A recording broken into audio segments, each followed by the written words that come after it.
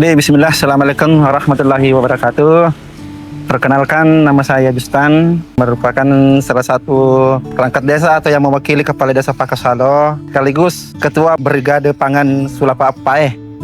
Dan alhamdulillah, kedatangan tim Yasuka di sini sangat sejalan dengan apa yang menjadi program dari Presiden kita, yang perpanjangan tangannya dari Kementerian Pertanian, yang sangat-sangat bisa membantu bagaimana kemudian di desa-desa ini bisa menjadi lumbung pangan untuk di desa masing-masing, yang kaitannya dengan ini bagaimana kemudian bisa menjadi negara-negara kita ke depannya bisa sembada pangan. Mungkin demikian dari saya selaku yang mewakili dari Kepala Desa Pakasalo. Lebih dan kurangnya mohon dimaafkan, dan terima kasih atas tim Yasuka yang telah datang ke desa kami. Assalamualaikum warahmatullahi wabarakatuh.